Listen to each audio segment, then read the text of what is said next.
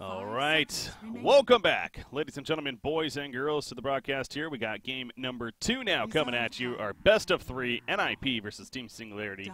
And Singularity up 1-0 now, a pretty decisive victory in game number 1 for them, where they had control for the beginning. So, one of the biggest critiques there of that first game, a somewhat of an off draft from NiP, but overall definitely a very well played game by Singularity. So, I'm Breaky CPK, joined by Z-Rock once again. Game 2 now. We're going to see how the draft changes. They already banned the Magnus, so there's a slight change there already. Yeah, good start. Good start. Yeah. You'll see Darks So we here. see the same thing. Yeah, so it's Tree that slips the ban phase that was banned out last game. So yeah, we'll have to see. I mean, NiP could go Tree Phoenix. Get the other half of that duo. Yeah. Yeah, the roaming Monkey King didn't necessarily seem to have the highest impact either, so perhaps a different direction for them, definitely. And they're thinking about this first pick. It's not often you see a team dip into reserve time for the very first pick of the game, but yeah. And I think last game they went with what I would consider like a set piece draft, something they ran an entire lineup of in a scrim.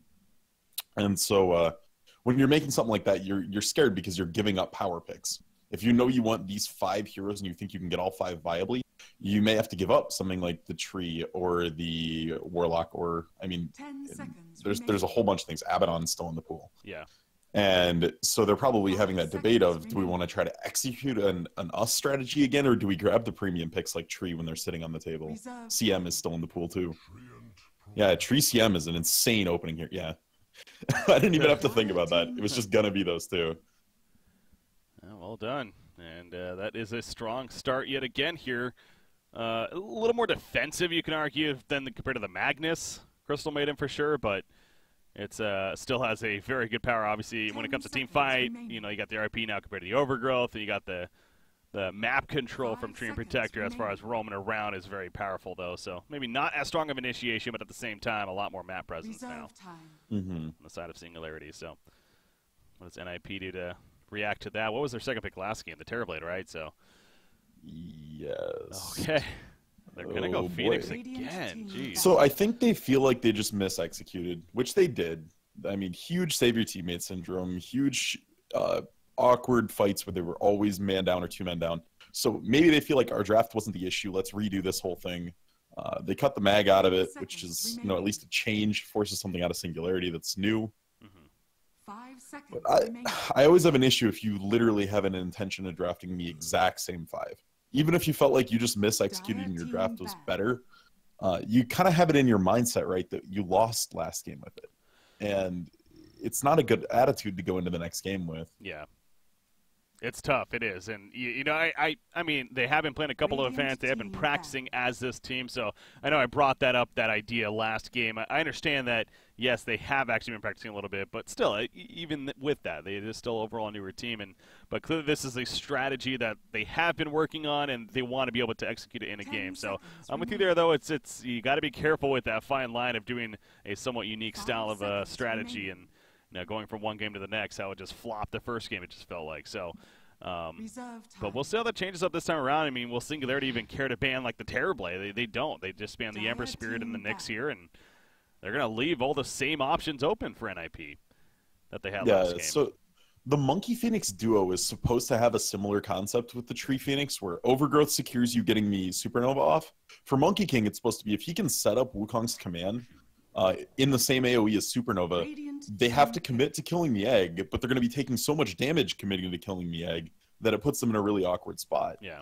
But in reality, if you fall behind and the egg dies in half a second to a CM auto-wing it, then you're not really in a good position. That's the problem, is it's not a scalar thing like Tree Phoenix is.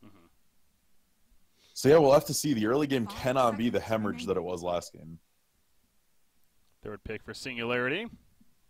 I want to see a puck from Singularity here. Yeah. I mean, it just destroys Phoenix at every stage of the game. It's brutal for a Phoenix to play against. And going for the Lina, okay, it's good concept. The Fiery Soul attack speed helps you just shred through the egg. Really strong laner, very safe mid laner. So not a bad pickup. Yeah.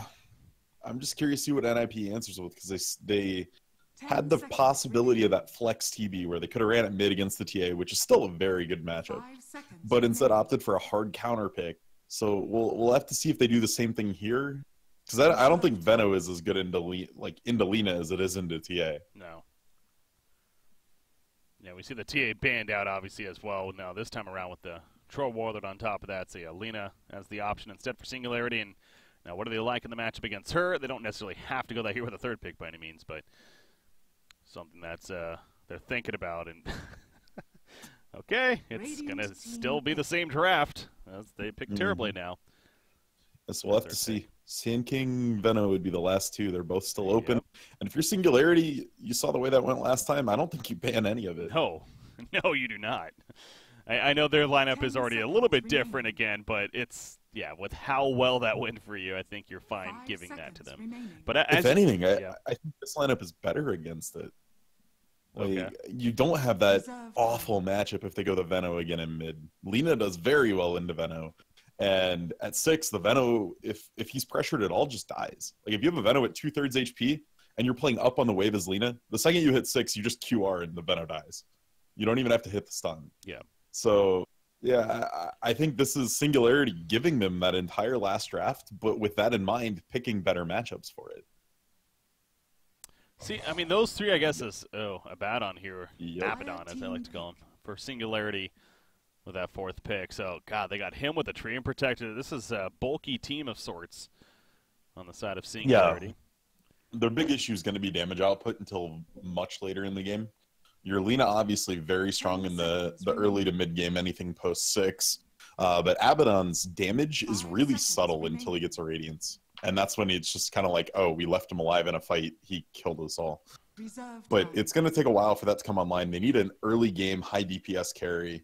I would like to see an Ursa, honestly. I think it's very good in this lineup. The Abaddon can protect it very well. The tree is very good at keeping them alive. Yeah. That would be what I would like to see out of them. Plus, if it ever gets to the point where Phoenix's Supernova is scary, you just get a BKB in the Ursa, pop your W, and literally kill the egg instantly. Oh, yeah.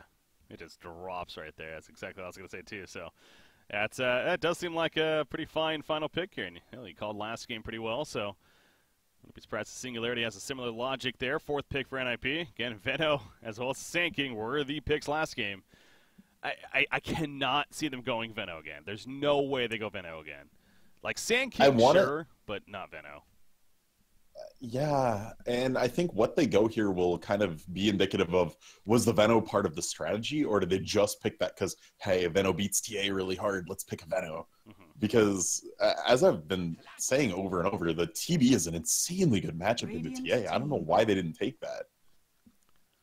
But Clock is a change of pace. It's a little more proactive offlaner. He's not as item reliant as the Sand King in the early game. So if, like last game, we saw the Sand King didn't get kills, but he was actually ahead of the Magnus in experience till about level 6. Yeah. And if he can do the same thing in this game and just get hookshot online before the offlaner, before the Abaddon really rotates, gets 6, should be in a good position to make something happen. And Cogs with a Phoenix Egg is a pain in the butt. Like, if Clock just hooks whoever's thinking about going on the egg and then pushes them out, it's so hard to get to the egg and actually hit it. I'm thinking something like a Shadow Fiend here with the final pick for NiP. Out of NiP? Yeah. Yeah, I mean, it'd be very standard. The one thing I could see with that is it leaves you very CC light, and if you fall behind that, the matchup's miserable in mid. Like, Lina just dumpster Shadow Fiend if Lina's a level ahead. And it puts you on 2 fairly farmer-like heroes. Even with the Cogs, though? 10 seconds. Like, I get the concept in a team fight type setting, but literally your only CC then is going to be Hookshot, which is a fairly long cooldown at level 1, 70 seconds, and Boundless Strike at 25. It can work, but it's, again, a very tempo-oriented lineup. They'd have to be ahead. And if they fall behind, I don't think TB is going to have the space to get huge. What about like an OD then? Maybe a little more of a... That I think could be a little better. Yeah. Like, don't get me wrong, the Shadow Fiend Clockwork combo is nuts, but okay, the Puck I like better. It rounds it out nicely. You're calling that maybe for Singularity, but NiP decides to pick it up for themselves, and I love it in the sense, as I stressed last game, that's much more of a Mickey hero now, and much more of a playmaking hero. So I'm glad they went that direction at least. 10 seconds. Yeah, I mean, unfortunately, Puck might have just been ruined for me forever.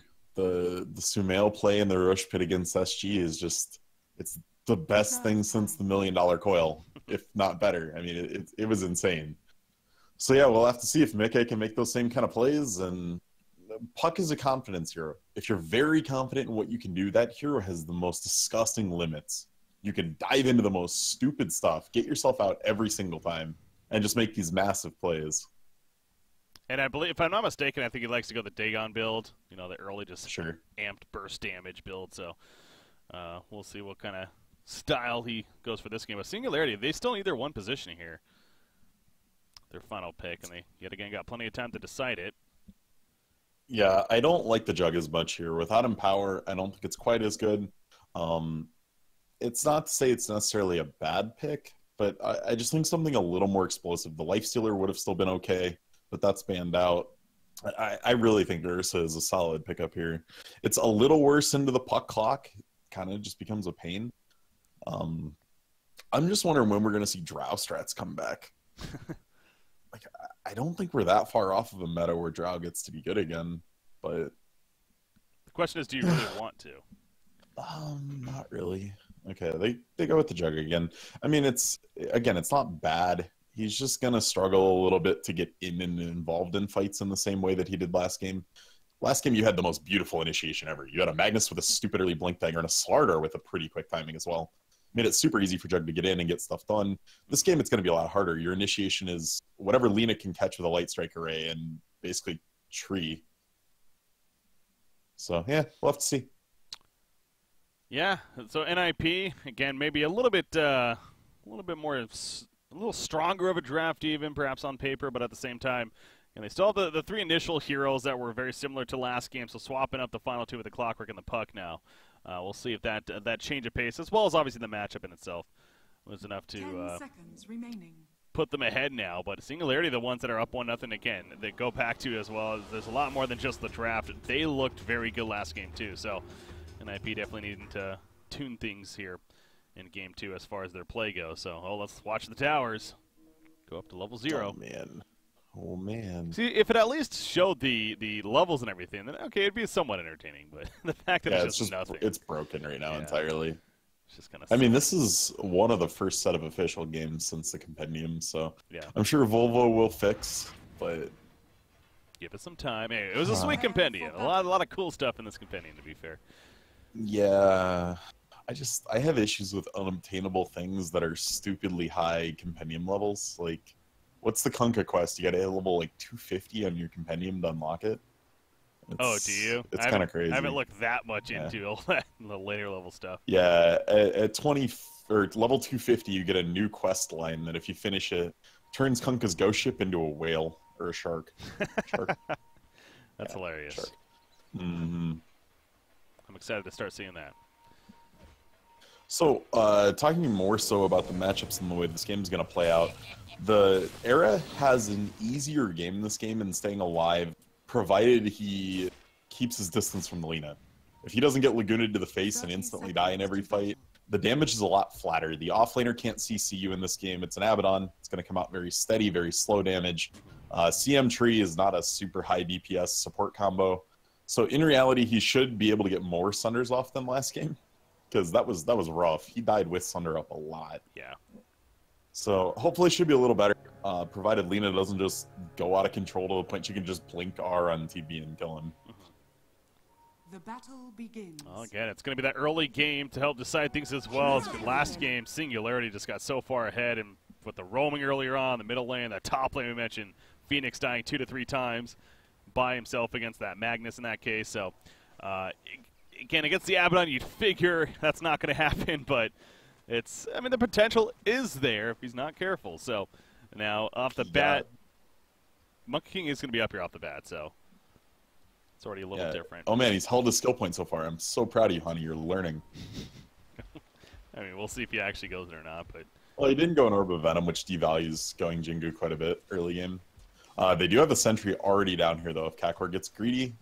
But he did take Living Armor. Oh, honey, you're learning. There you go. Got it. This just makes me so happy. It warms my heart.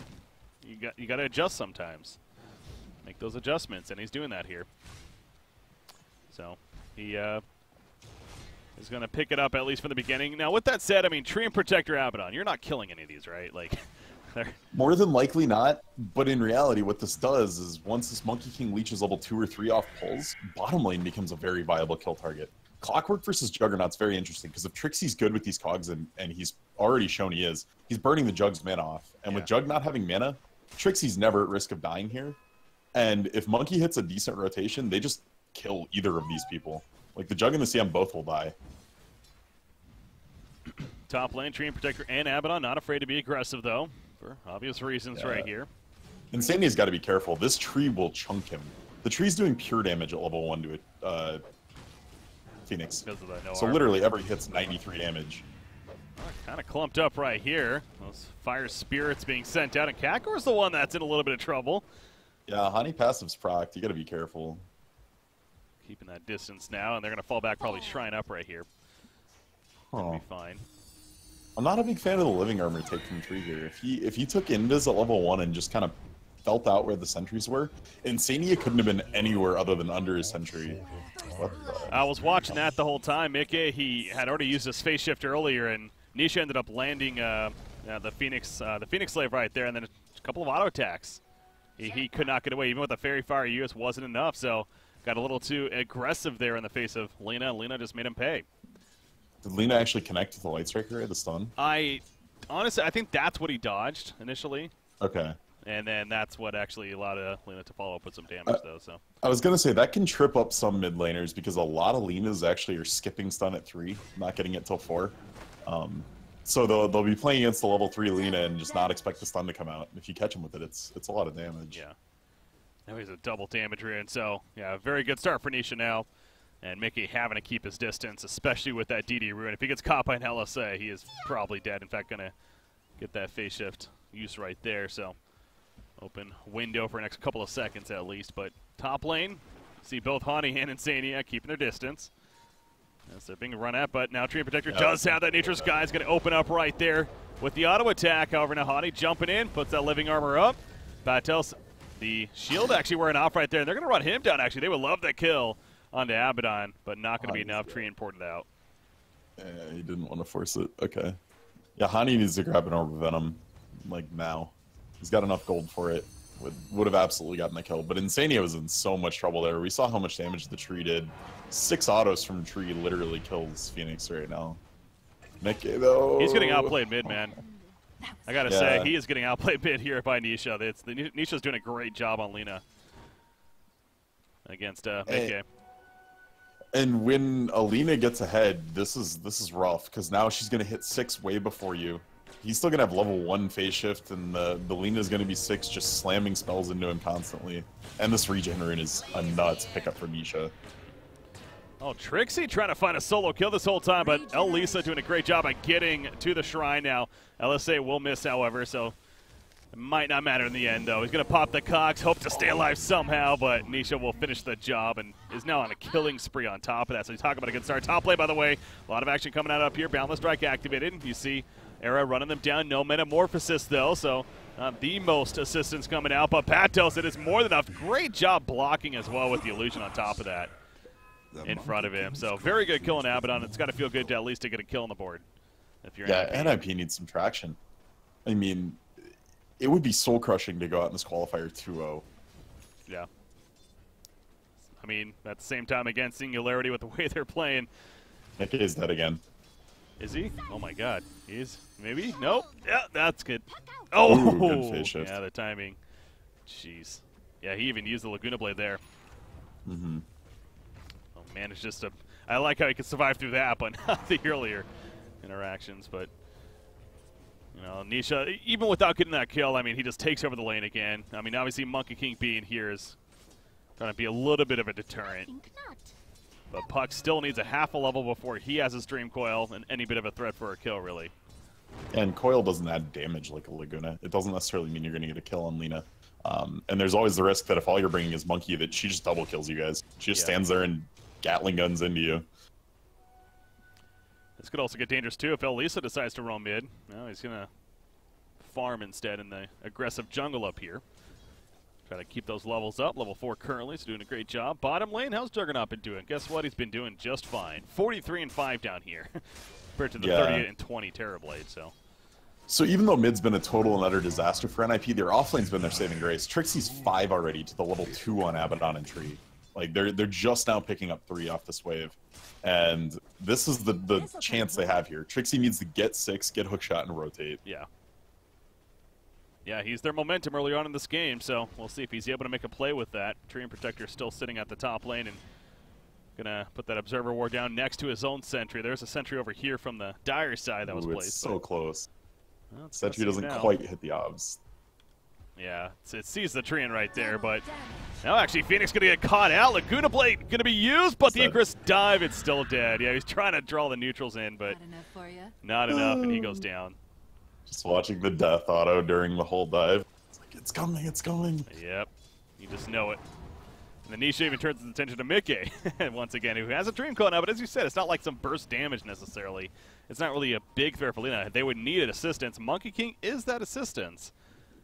And he is setting up middle lane. I'm a little nervous it might not be enough. Okay, Nisha's low on mana and doesn't have Laguna anymore. That's the potential here, but she has the DD. Oh no, the orb didn't hit for damage. That's a huge miscue from Mickey. In comes a Dragon Slave. Here comes the porting though for Trixie. No hookshot needed right here. The cog's going up. And the LSA going to miss as well onto Puck in the back line. So, with the port in, they do secure the kill with Mickey. That was close to being a misplay. And almost baited out to his death right there. But it is bait for the kill, and he stays alive. That's what matters. Well played right there in the end. And now Trixie. Again, he is level 6 now. Yeah. Doesn't have mana for it just yet, but... Huh.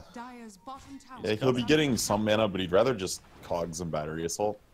It's a lot more damage and more efficient, so they should easily be able to catch the CM here if they get vision over. There we go. There's 3 up here, and I'm not sure if NiP knows this. Obviously no borrow time just yet. Yeah. Stop him, Paladin Strike. Yep, they stop Elisa, and that should be a second kill as well. So. Okay. Treant See, and well, this is exactly what NiP needed. Trixie, off the back of just getting level 6, has roamed around, kind of sort of recovered every lane that was having problems. And now you got to just deal with the Lina again, I think. Your hookshot's still up. You go grab some mana, you just port mid and hook her. Cog's going up, so yeah, Trixie, the momentum that exactly NiP needed, and still about 1,000 or so net worth lead overall for this Radiant side. And of course, Lina, the one really up there as a result of that. But it's going to be going into the early Soul Ring, into that Bloodstone. So, we've seen the idea of a Yules earlier on in the game lately on the Linas, but the whole talent tree changes. But he still likes the idea of the Bloodstone here, getting it ASAP. You think that makes sense, I guess, especially with the momentum early on? Yeah, it all depends on what you want to do with the Lina. Like, in reality, the Bloodstone build is the safe route. It makes you very, very tanky, very hard to kill.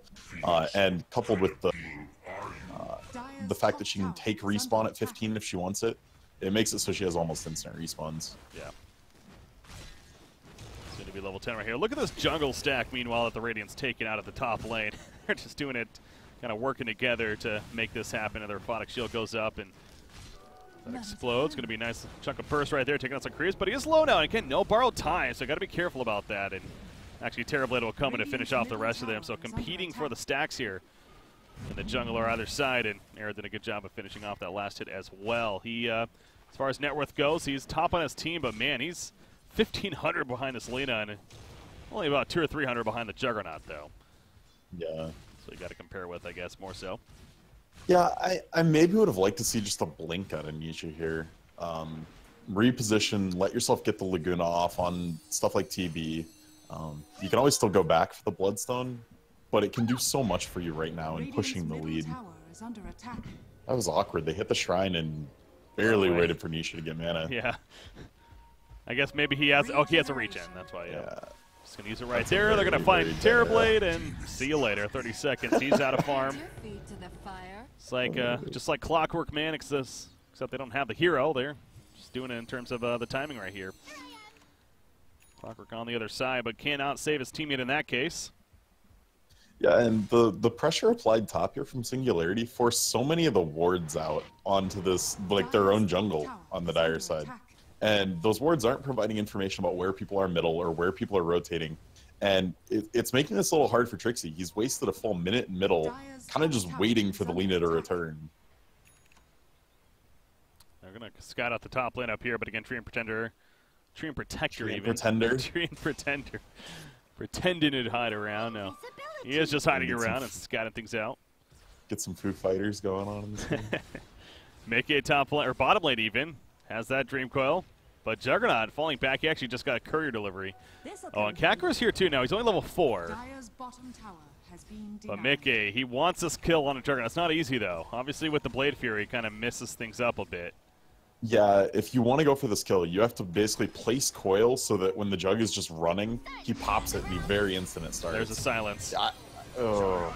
Is it enough damage? One more auto attack. No, the living armor helping to keep it alive. Yes, it is enough. The Metamorphosis does the job. Hookshot was missing the background initially, by the way, but now Trixie just runs on out. Wukong's command going out. Luguna play to the face of Trixie. He goes down, but he gets the kill on a Crystal Maiden. Now Nisha maybe was sticking around a little bit too long. Primal Spring trying to run him down. Not going to be enough. Monkey King has to be careful himself as he takes some return damage coming out. Abaddon, meanwhile, the borrow time pot, but that's going to allow him to assist for the kill onto the Monkey King. And now, oh, nice swap of his life at the last second there with the Sunder.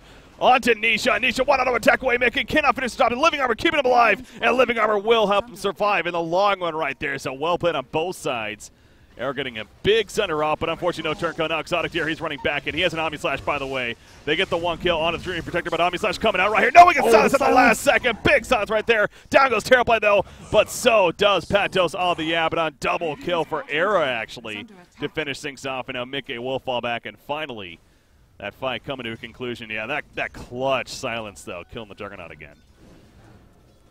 Man, I saw Insania get the last kill, and I saw he had no gold, and the courier was flying out. I'm like, did he get a 12-minute Midas? And then I check, and it's a Windlace and a Rigor regen. Feels bad to be a support, yeah. But oh man, I mean, that was crazy. That silence was so well timed from the puck. And Kakarot's caught, by the way. He's dead. That's a nice find there, using that dust just in case. And easy kill coming out. I really like this Clockwork build. The early phase boots into Medallion, it makes you this giant threat that if you get someone in cogs, they're going to have to man up and fight you, and they don't usually win that fight. You do a lot of damage between phase boots, Medallion, and your battery assault ticking, and really you can just beat on someone's face, and the auto attack cancel off battery assault gives you a huge advantage.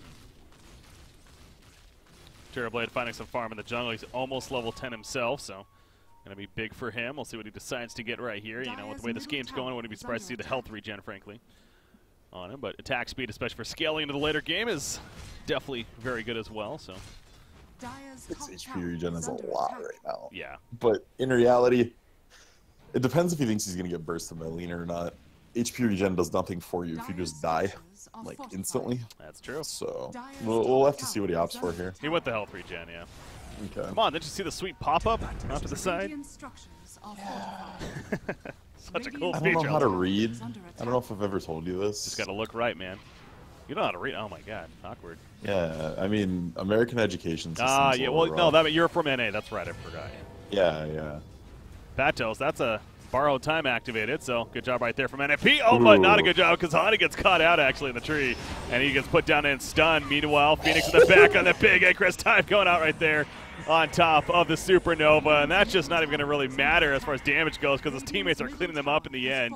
Lina got bursted down as well. She is back up quickly because of that Bloodstone, but Exotic Deer makes we're seeing the concept from Game 1 finally come out here. They just had this huge team fight. They didn't even get anything off on the Wukong. And there was just so much AoE damage between the Rocket and Phoenix and Puck AoE, and everyone just exploded. The Veil from Puck here is paying off huge.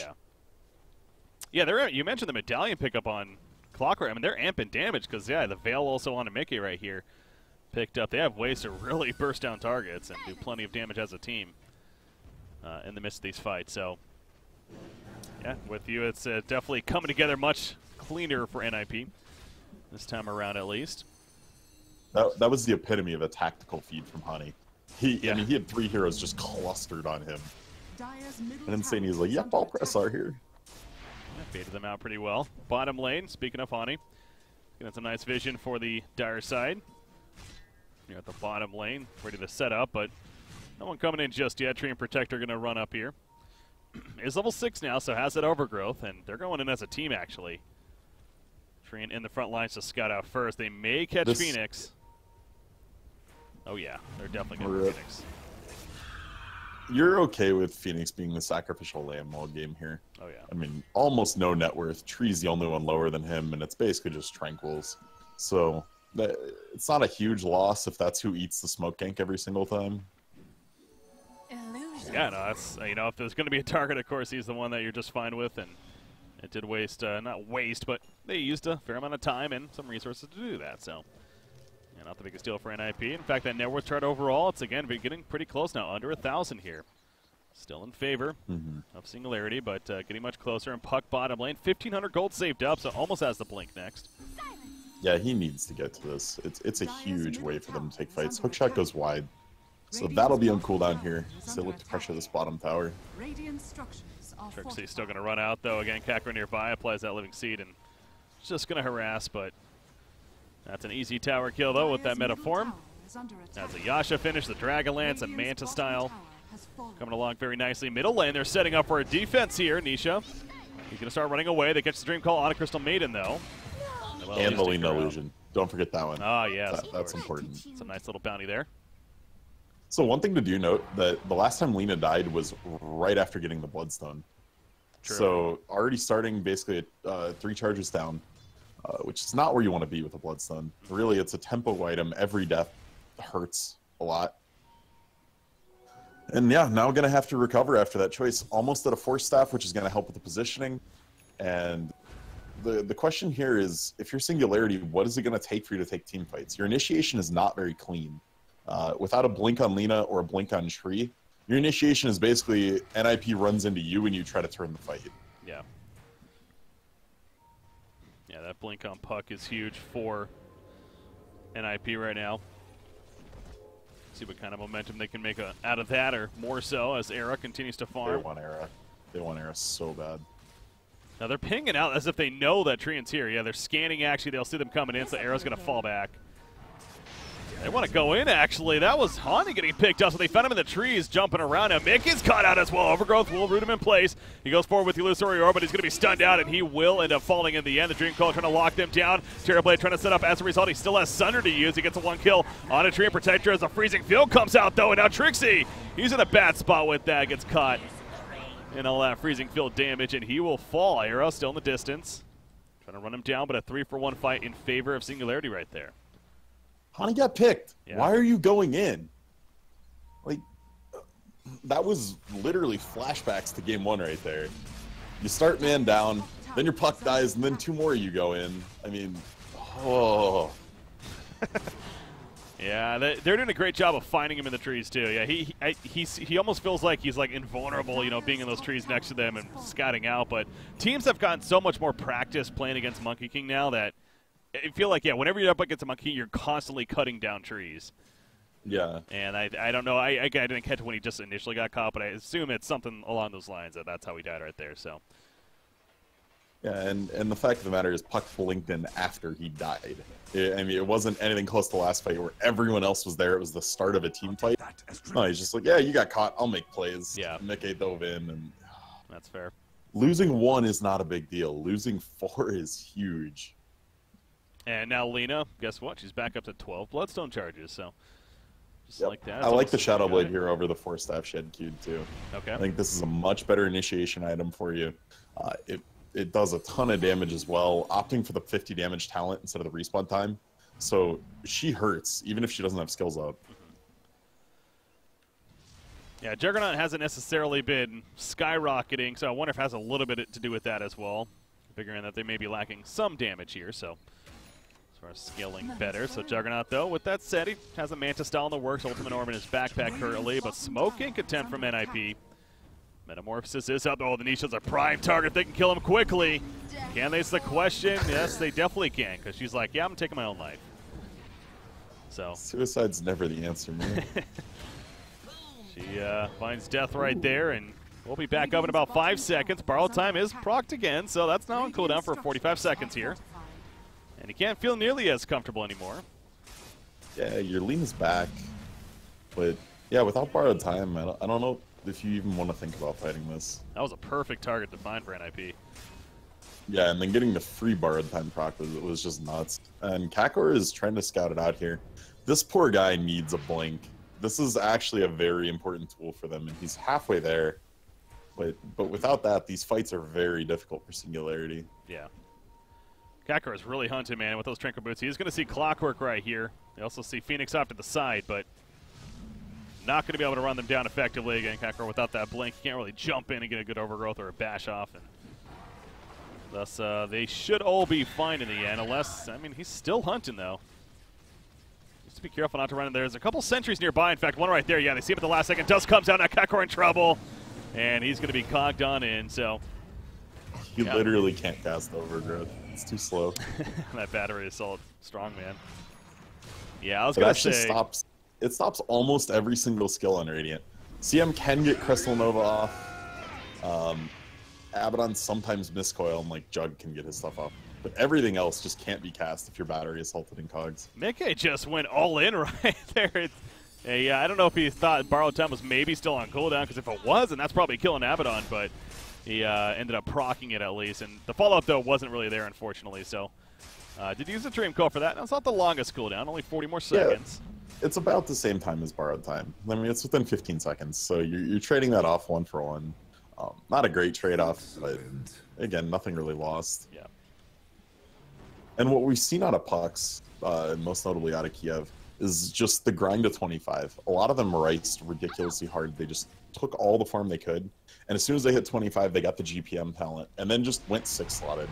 Ooh, fine Phoenix, who is going to see if he can get the Supernova off, but probably would have been wasted at that point.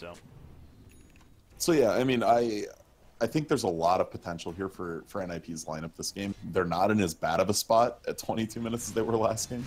So definitely still some chances here. They just gotta take more organized team fights. They're an objective-based draft. They need to be the ones pushing or defending, not taking fights in the woods.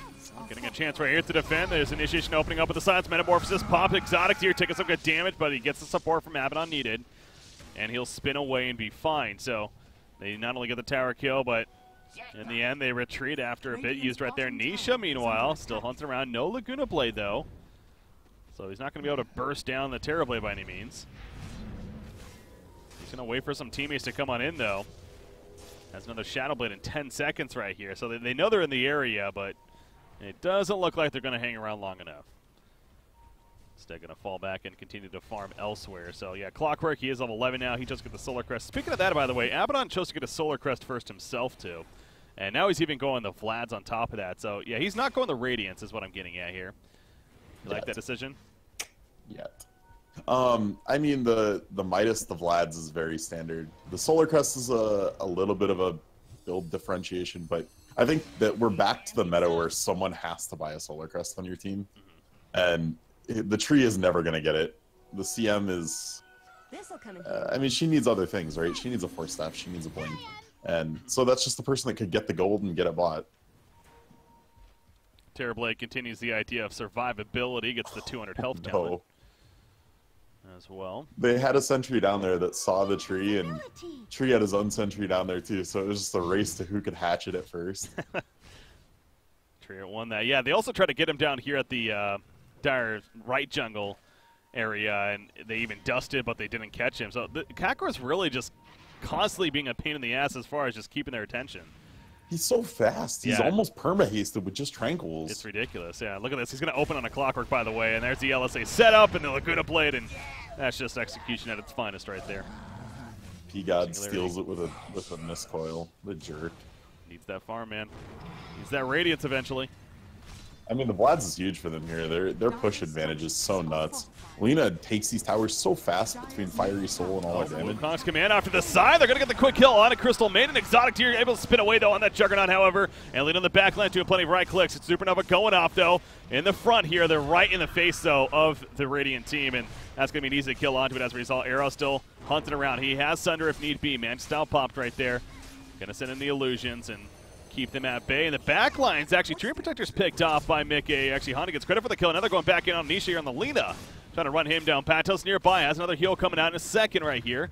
Gonna throw that out with the mist coil, but now Mickey is still chasing. Illusory Orb going in on top of the waning rift, but no Dream Coil, and Nisha just gonna be able to continue to walk it off here. Yeah, Mickey's having like PTSD from the mid lane there. He did not want to step forward into that Lina. Abaddon, he's tanky with that Solar Crest, borrowed time in 5 seconds. And he is going to stay alive long enough and bait long enough because now Hani's in trouble. Nice Cogs, though, coming out. In comes the Metamorphosis for him as well. And he takes out that Juggernaut. That borrowed time is going to heal nearly to full for the Abaddon, but now he is taking some good damage after that. Trixie, speaking of damage, he's feeling the pain from Nisha. He'll fall in the freezing field and then catch under. Can he get the Sunder off at the last second? No, he cannot. He got bashed up right there. And double Sunder the kill. tree in front of your face, please. He wanted to get the Lina so badly. I don't even know if he could have done that, to be fair. Over. I mean, I appreciate what he tried to do, but he tried to do that bot lane, too. And while he got the Sunder off, it was super close. Yeah. Got it greedy. I mean, either way, it's still a team fight win for NiP, but losing Era makes it very lackluster. Yeah. They stretched there pretty far, and you look at where that fight finished. It was all the way down here in the Radiant Jungle even. It was a huge overextension until that beautiful Cogs from Trixie. Blocking off that entire jungle route there and forcing people to eat the TV autos almost made that fight insanely good. Trixie, very heads-up play there. Dream Protector, another 1,500 gold about saved up. He's been spending a lot of resources, I think, buying awards, especially in the rep ward. So, yeah, he's still not there just yet, but he is slowly working towards that blink. In a game like this, a lot of the supports are very broke, and it's a game of chicken as to who's going to buy the first gem. Because both teams have a chance to just, like, insta-give somebody and take it back. It goes back in. He actually pops the Soaker now. I was wondering why he went back in, but this is why. He has the team support, so Kacker for sure is dead. Can they get Nisha as well? Looks like it. They're going to run him down and secure the kill. Abaddon, borrowed time is ready to go. Solar Crest debuff put on him. Yule Scepter throws him in the air. Going to allow them to set up better right here. So, oh, no borrowed time just yet. Finally going off. Like Shield kind of screwing that up initially, but yeah, going to run him down, and this should easily be a kill in the end.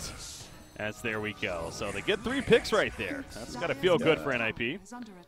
Very, very, very needed there. And I'm not a big fan of where the kills went. I mean, Insania picked up one, and the Clockwork Trixie picked up another. So not quite the people you want them on, but that's a very big kill, especially on the Lina. She was able to get off the deny. I think she still has like a 7 or 8 kill streak. Yeah. Her only deaths have been denies since she got the Bloodstone. Lina off to the side, spamming out that Dragon Slave, trying to deter them, but without Abaddon, it's not nearly as strong of a fighting presence. In fact, Clockwork gonna kind of block them out, do the whole cog block action. Clockwork, though, he's in trouble himself now, and he is gonna be cut through, but now Exotic Deer's the one in trouble as Zera chasing him down once again with the Metamorphosis. Icarus dive, not gonna stop it in the front lines, though, goes back out. Sania keeping himself alive. Mickey, speaking of staying alive, the Laguna Blade nearly kills him up, but he'll pop the phase shift and actually blink out, but no. Wow. Nisha runs him down and secures the kill in the end. And now Elisa trying to force staff over the ledge, not enough to keep him alive, though. Era, that's the real Era, by the way. He's in trouble. He goes in, Sunders on Anisha, though, and the Balance Strike comes out to secure the kill onto him. Icarus, or excuse me, the Rabian used also to heal up the Terrorblade. That Solar Crest debuff onto Era, but he will be fine. It's actually the Overgrowth was used by Trina. I think he's trying to maybe catch the Terrorblade, but it was just out of range, and he goes back into the freezing field. Uh-oh. Yeah, he felt comfortable with the Aegis, I guess, but kind of just gave them the Aegis kill there, it feels like. Oh, man, what a flashy team fight. Force staffs abound, and man, were they fun to watch. Lina with a huge force staff chasing Mickey down to get the kill on him, and I can't believe that Hurricane Pike went that far for the Sunder on Lina. Yeah. He flew from that Radiant Ancient side. I'll take that as tribute. I was just like, Kakor's right next to you again. Please just Sunder him. And then the Force pulled him all the way into range, and it looked brilliant. Made it work. That's what matters there, Mickey. Continuing to harass, have some fun right there. Does have that Yules now, but now is the Axe queued up, so get a little stronger with that Dream Coil of his. This TB is building exceptionally tanky without a lot of damage. Hurricane Pike is, I mean, it's an okay item. Manta Style, not the highest DPS. And, okay, he had a BKB queued up. The Scotty is a little bit better of a pickup. But I was curious. I mean, at a certain point, your TB's got to be doing damage. And they were a long ways off of that. The Scotty's a little more balanced pickup. I like that from him. the puck really starting to go off, and the big pickup is going to be once this Ags comes out. Once Juggernaut can't just spin and run out of Dream Coil anymore, the fights are going to look a lot cleaner out of NiP. Yeah, Juggernaut really feels like he's had a lot of struggle this game himself, actually, as far as doing damage and being, because I feel like he's constantly spinning out of fights, not really being able to sit on the front lines and be that damage dealer. Now, a Basher ideally will change that, as he just got that delivered here. Yeah, the blink was supposed to change that, but in reality, he's been frontlining most of these fights. He's been the one initiated on. He needs to start being the counter initiator. Like, let your tree go, let your Lina go, and that's kind of what I was saying, and the tree blink is super important for them. That's going to enable it and kind of unlock the Juggernaut. And tree is closing in on it, about 500 more gold, unless he gets picked here. Oh, the coil! Oh, they do see him, yeah. The coil will catch him, and that will secure the kill on the tree and protector, and meanwhile the top tower pushed in on top of that, so. Yeah, that was a blind coil. He was still invis. The dust was popped after the fact. Well, they secure that kill and delay that blink even that much longer, as you mentioned. So still yet to see a big overgrowth going off here from Tree and Protector. They're also going to catch Abaddon as he tried to TP out, but the hook shot changes that, and now he's just going to have to stay alive as long as possible, and it's not really that long. Borrow time goes off, and they'll easily secure the kill after that. So you just kind of see these transitions being made by NiP now, and the momentum once again starting to shift back for them. We've seen quite a bit of swings this game for either side. Yeah, and the people dying on Singularity sides are the ones that can't right now. Abaddon was 1,000 gold from a relic, is going to be going Radiance, and the tree was so close to that blink. Like, tree's almost at the desperation point where you're selling your hatchet and you're selling your Herb of Venom. Like, you have to get this online. Your team fights are so hard to take without a blink overgrowth. Yeah. God, I'm also looking at Lina right here. She's level 24. Yeah, she's huge. But at the same time, I'm looking at her items, and that's like, like almost, the fact that she's almost level 25. Shadowblade, Forest Staff, BKB, and an 8-charge or 6-charge Bloodstone. It feels kind of weird. Mean, it's a lot of gold value in items, whether they're allocated in a way you'd like. I mean, the only thing that feels a little disjointed is, like, if you're going to go a Shadowblade and then you're going to go a second movement item, I like Blink a lot better. Yeah. The Snap instant repositioning pairs better with the invis from Shadowblade. If you go, oh, I got caught, they have detection, you can just blink out versus trying to turn then force. And I'm curious to see what the last item will be. She has a Shiva's queued up right now, which is very good into the TB, but I think she's going to end up needing an Ags. You're going to have some way to burst that TB down in the late game once his BKB's online, and Laguna Blade's really your only tool to do that. Oh, hook shot, initiation again. Abaddon's caught out. He does have borrow time still. Gonna activate it here in the near future, I'm sure. There we go. Gets the passive proc and just trying to stay alive, but the Yul's going to lock him in place further. The Sunray coming out, and there's a Dream Coil even committed. They really want this Abaddon kill again, and they are maybe going to get it. Yes, the meta attacks too much damage. He's dead for about a minute here. He does have buyback, and he uses it right away, actually. Yeah, they just want to hold people here. Deer's pressuring top. He's going to be on the T3s in like another second. Terrorblade, starting to fall back. He does not have a Sunder Career. He just used right there. Okay. Actually, the backman, what is this? Kakra, they know he's back here. They're going to catch him. Overgrowth is popping, very defensive. Trying to just simply stay alive at this point. He's walking away. But again, he's also in the air. He is, you're right. Meanwhile, top lane, Exotic Deer does port back, actually, as Terrorblade ported up here to deter him and will save that tier 3. So, as you said, though, he bought some time, despite ends up dying in the end. You traded your Oh, Nisha, by the way, if they kill him, that's a big kill coming out. They're going to let in the face of Trixie.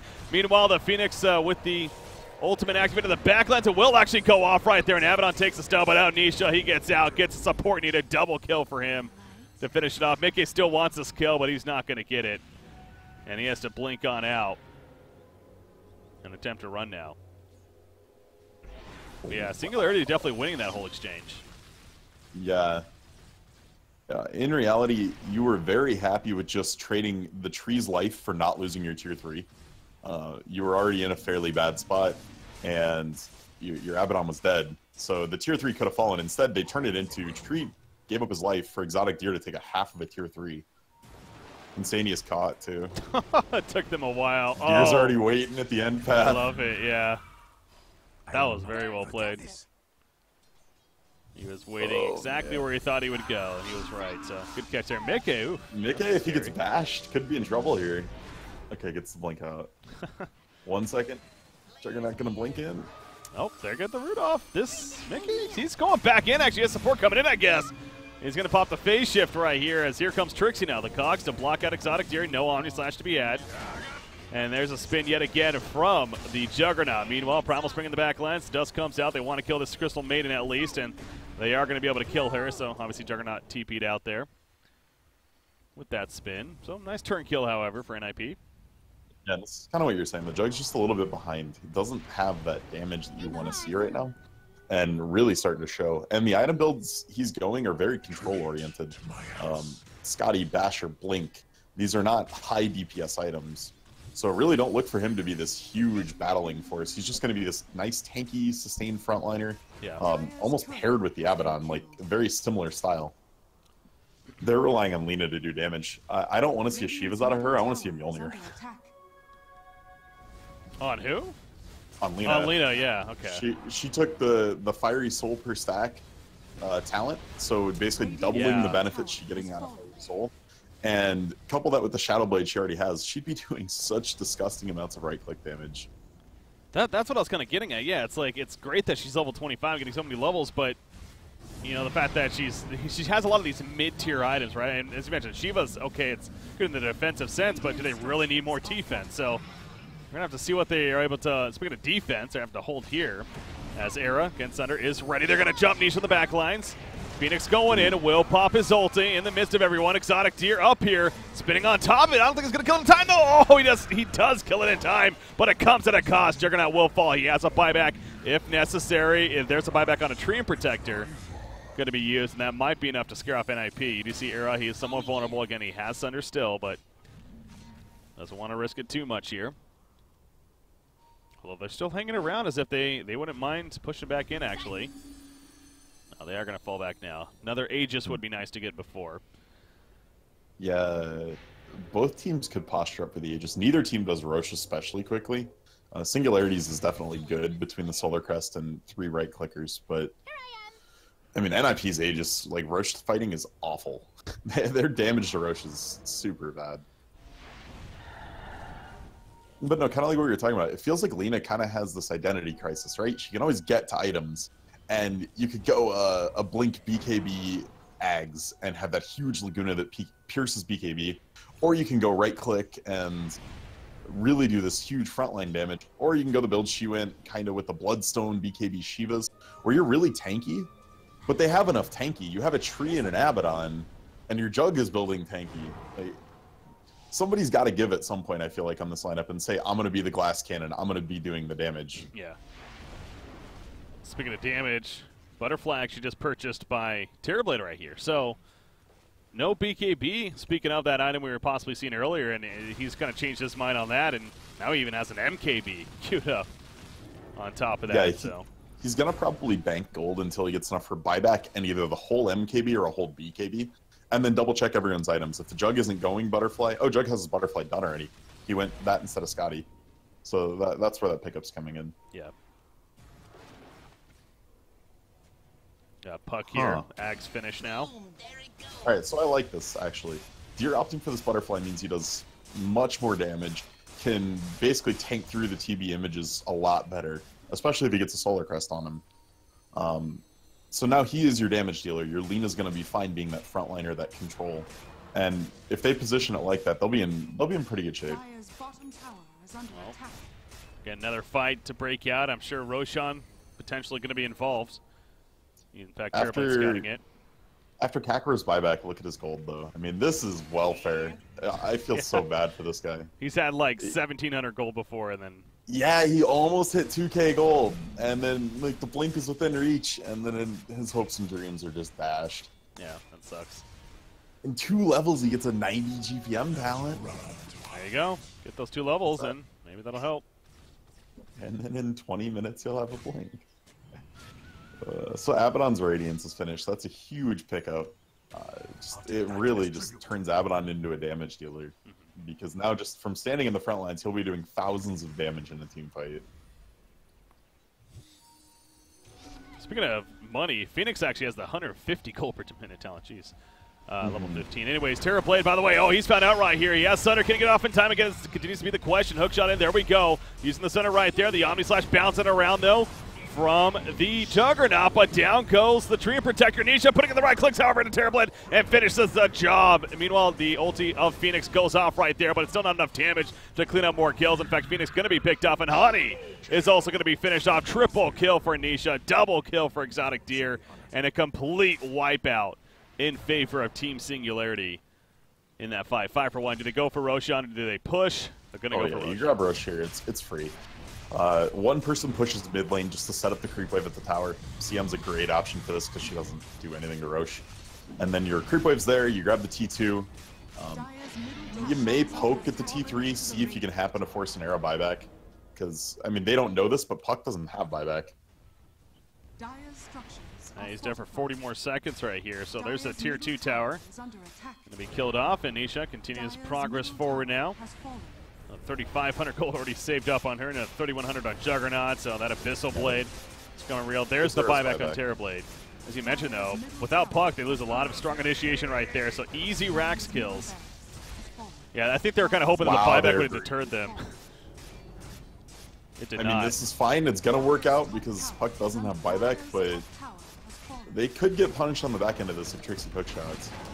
Well, there's that hook shot. We'll catch Crystal Maiden. Not the biggest target, but a 4-step out even keeps him alive. So not the biggest deal again. Patos on the front lines. Borrowed time is still ready.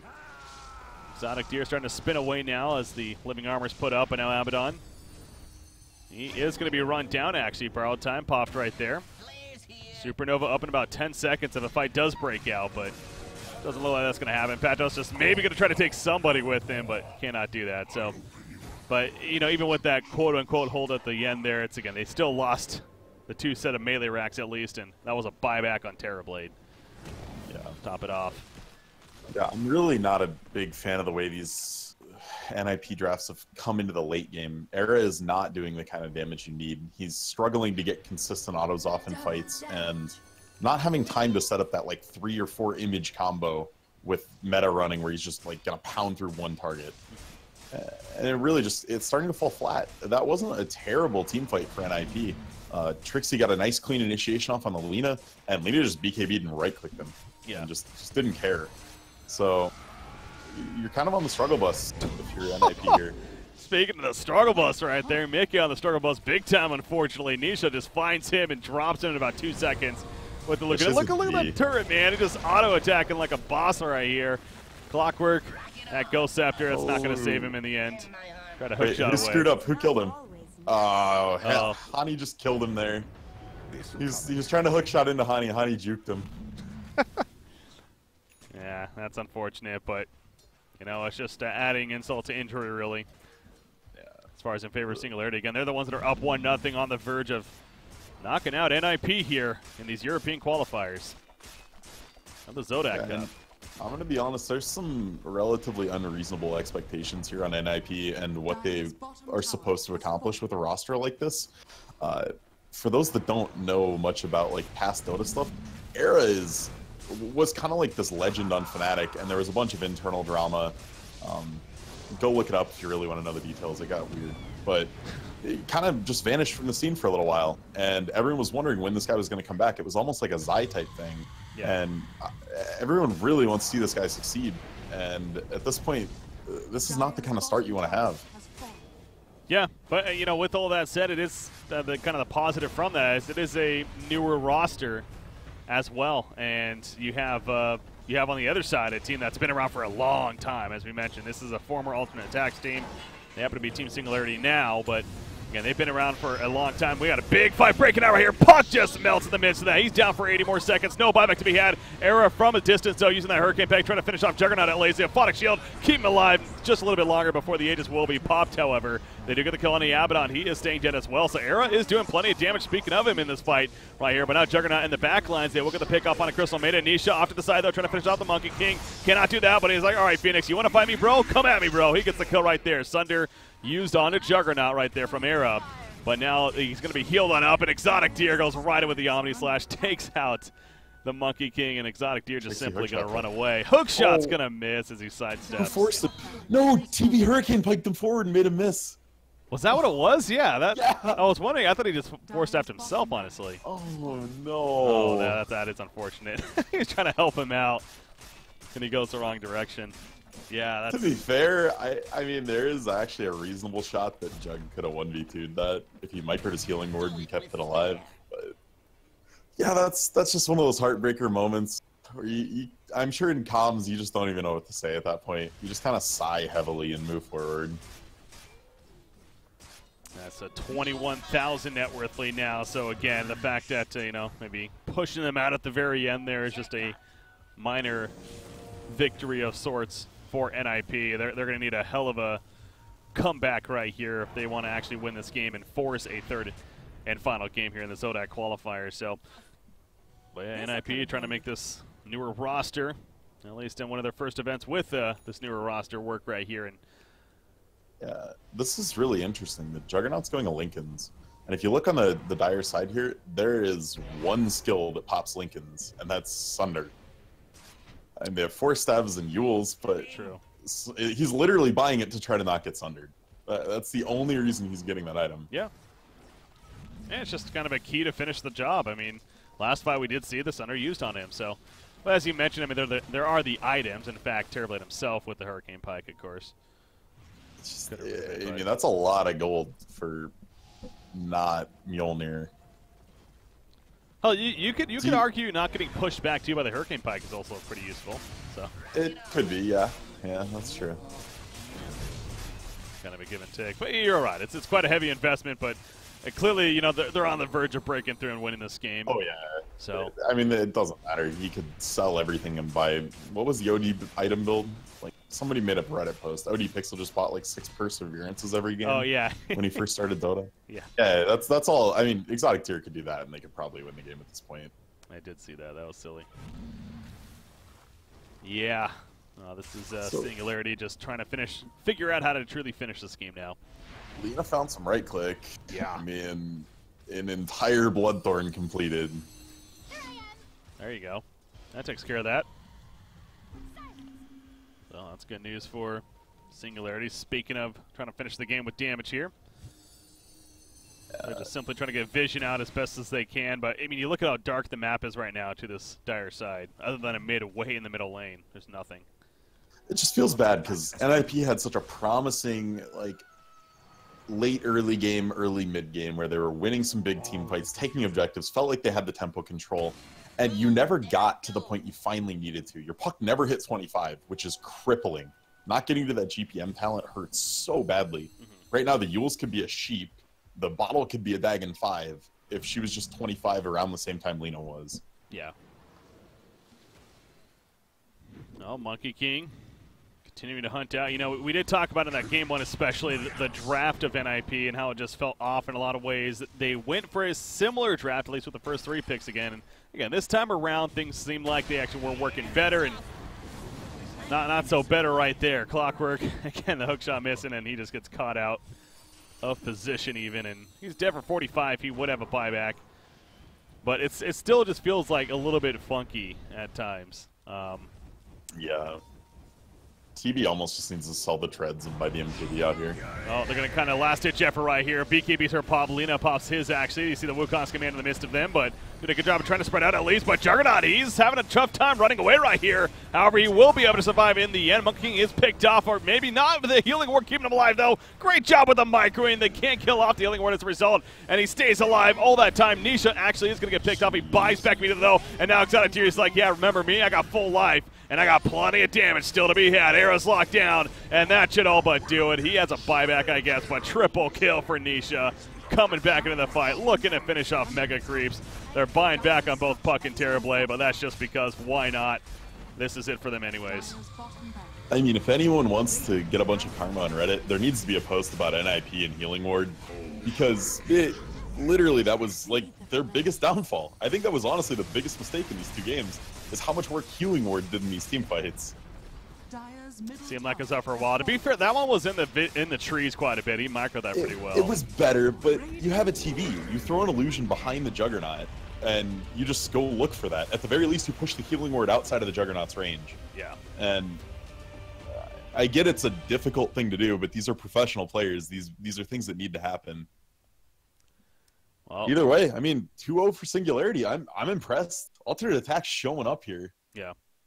No, that's something I think we really have to focus on in the outcome, too. I know we stressed a lot about NiP, maybe almost disappointing of sorts. Hey, frankly, I am, to be honest. I'm going to have a lot of hype for this team, and, Mickey and Insania now joining. And, again, Mickey is not official, so to be clear on that, has been no statement there. Insania is.